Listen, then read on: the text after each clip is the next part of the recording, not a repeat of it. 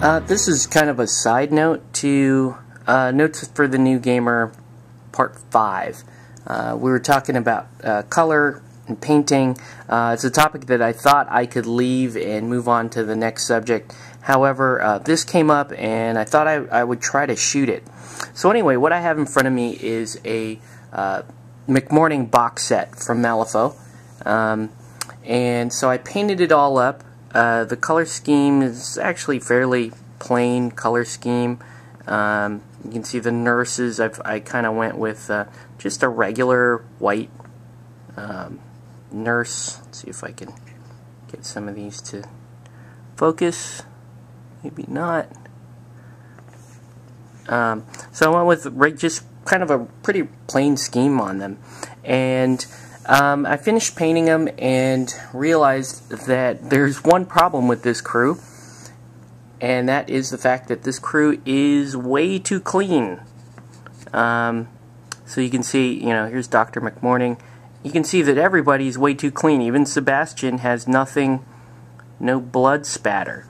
And me being not very good at things like painting to begin with and special effects, I thought I would do some research on how to apply special effects, because I know everybody's at one point or another going to want to try something like this. Now, what I'm going to try to do is try to get some blood spatter, and I thought about it, and because the nurses are so, at least in my opinion, so kind of cool, just nice white and clean, I'm going to try to leave them out, and we'll see how the blood spatter effect goes. I'm focusing in particular on Dr. McMorning and Sebastian.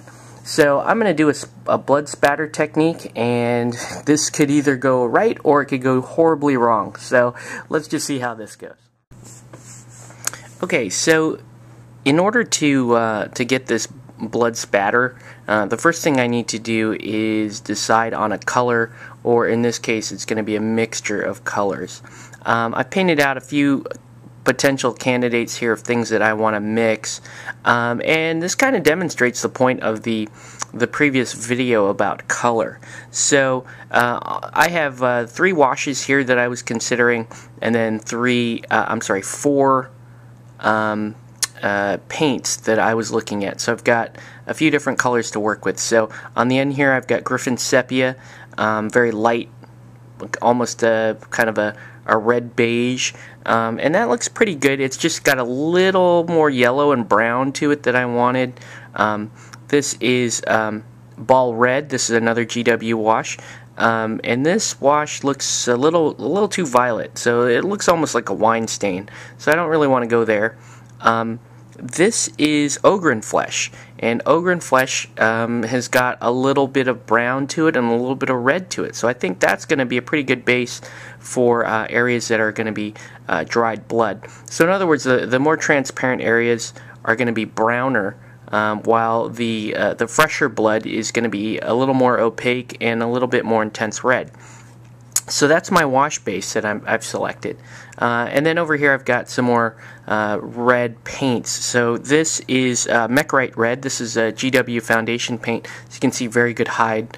It's a very deep red, probably great for thick blood or heavier blood. So I'm considering using that. And the red pigment in there is very powerful, so that will probably go well as a mix into Ogren Flesh. I also have here, this one is Privateer Press's red Cawdor base, and it's a fairly good red. It's a little too red for what I want, a little too shiny, so I don't know about the realism of the Cawdor red base, although I'm sure it's good to mix, and probably not going to do that though. Over here I have GW Blood Red. So this is a really deep, rich red. As you can see, it's not hiding very well, but also a potential candidate. This is looks like fresher blood, along with the Cawdor red base. Looks like almost just completely brand new blood. This is a little bit darker. And then over in the end here, I have Vallejo Flat Red, which is kind of a faded red. So this could also pass as blood. So what I'm thinking is I would go some parts of the Ogren flesh, and then mix in some Vallejo red, and then just a hint of this Mechrite red to give me something that's going to transition from a newer blood down to older blood, and then even like partially dried blood. Okay, so did some mixing, as you can see here. The original color that I went with when I mixed some of that Ogren flesh with some of the reds I was talking about, looks okay. Looked a little fresh for my taste, so I thought I would darken it up by adding a bit of Devlin mud. And Devlin mud kind of brought me back to what looks like dried blood. So now we're going to work on our spatter technique. Now, there are a few different ways to get at spatter.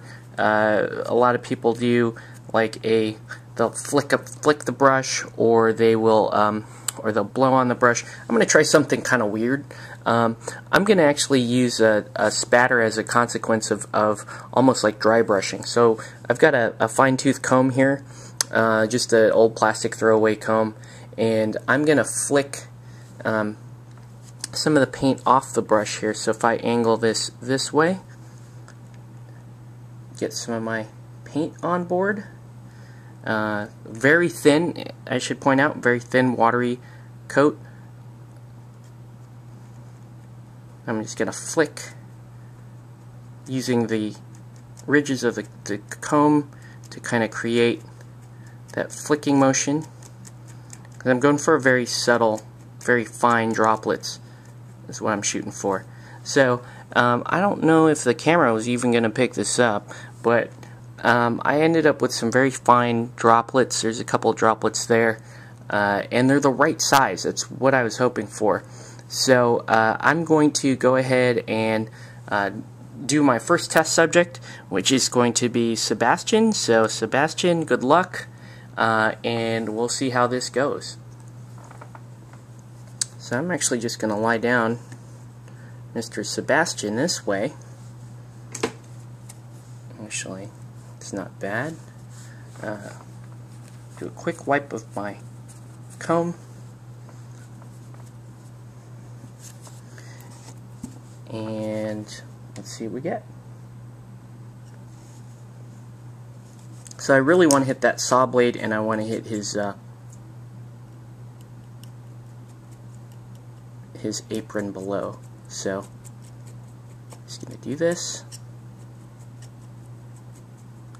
and I'm just going to keep doing it until I get enough of the spatter that I want.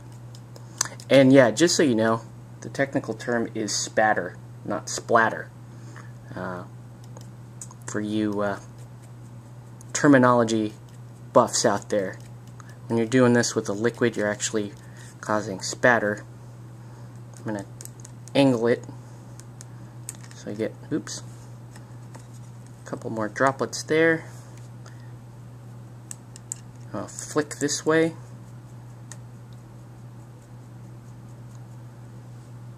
A little bit more. Just keep going until I get at the spatter that I want.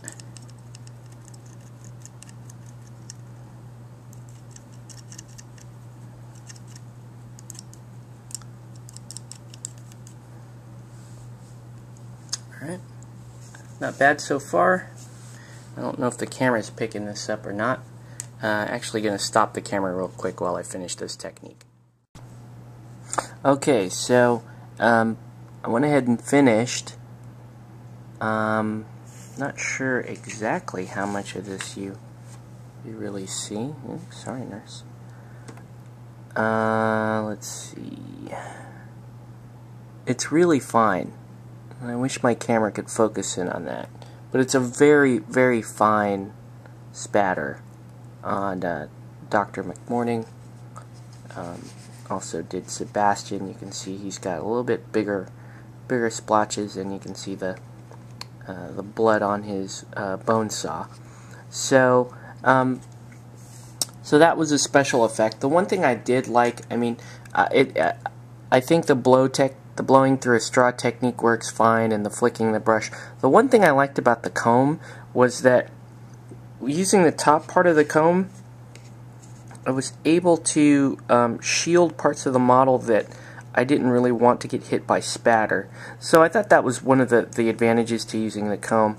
In retrospect, I should have probably used something that had a little bit more of a raised edge, or I should have used a slightly stiffer brush, and that would have caused paint to fling around a little bit more. But let me show you. I don't know if you're not picking this up. What I can show you is what the spatter kind of looks like on the card here. So here's some of the really big parts of the spatter, and you can see that color just looks great. I mean, it really does look like dried blood.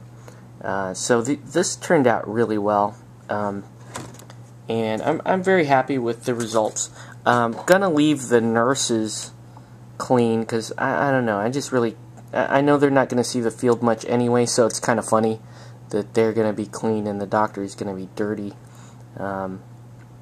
So anyway, the whole point of that was, you know, if you're not sure how to do something painting wise, go ahead and experiment.